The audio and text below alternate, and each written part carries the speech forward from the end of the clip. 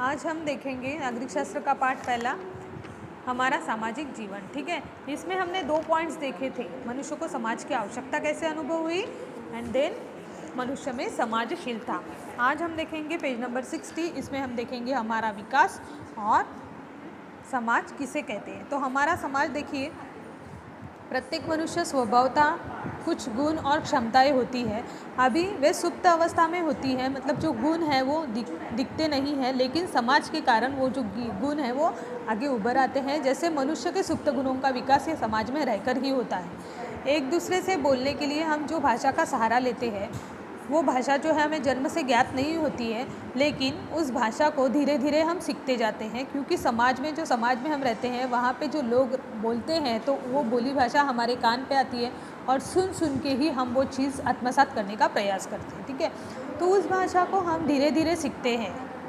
सबसे पहले हम वह भाषा सीखते हैं। जैसे आप छोटे होंगे तो एक एक वर्ड बोलते होंगे, लेकिन फिर बाद में जैसे जैसे बड़े होते गए, है ना, और आपको समझ में आया कि ये चीज़ को ये नाम है, तो इस प्रकार से हमारे कानों ने जो सुना वो चीज़ आत्मसात की और आगे जाते हम लाइन्स टू लाइन्स बोलने लगे। इस प्रकार से होता है। तो सबसे पहले हम भाषा सीखते हैं और हमारे परिवार की जो बोली भाषा होती है उसमें से ही हम भाषा सीखते हैं।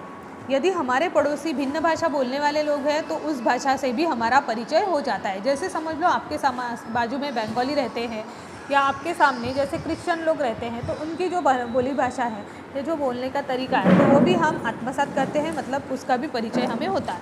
विद्यालय में भी विभिन्न भाषाएं सीखने का अवसर हमें प्रदान होता है।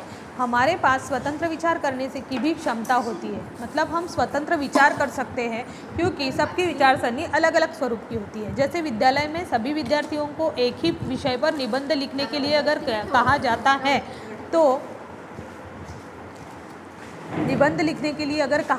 है तो किसी के 2 निबंध जो है वह एक सरीके नहीं रहेंगे, क्योंकि सबकी विचार क्षमता करने की क्षमता जो है वो अलग अलग है।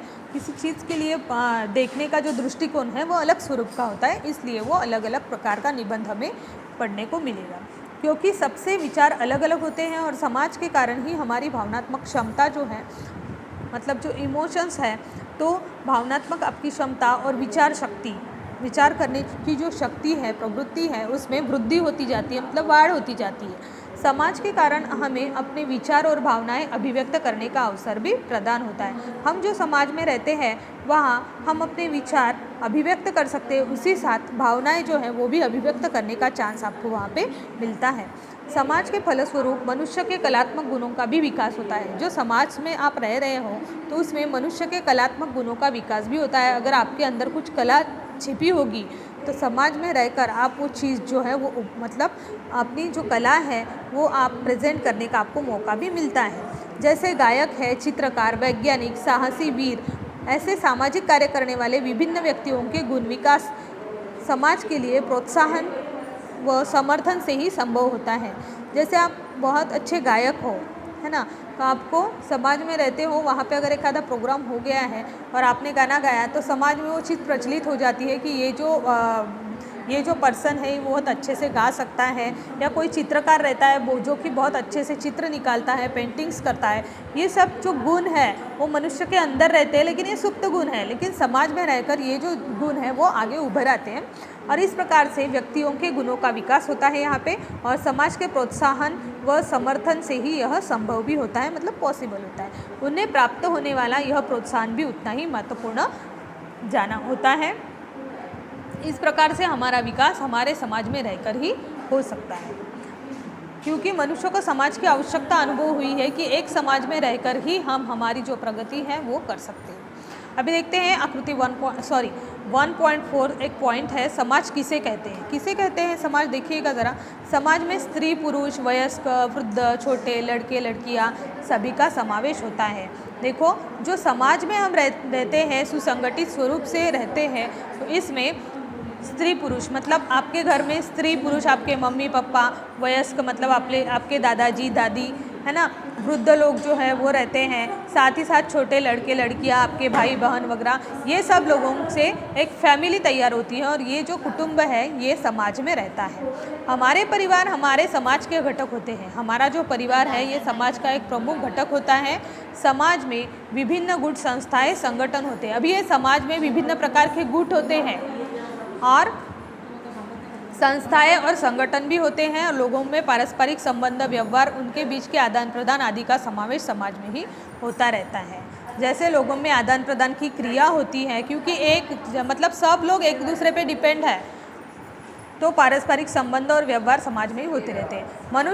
मनुष्य के जत्थे या भीड़ को समाज नहीं कहते, बल्कि जब किसी समान उद्देश्यों को पूर्ण करने के लिए लोग एकत्रित आते हैं तब एक समाज का निर्माण होता है और इसे ही समाज कहा जाता है। समझे आप समाज किसे कहते हैं?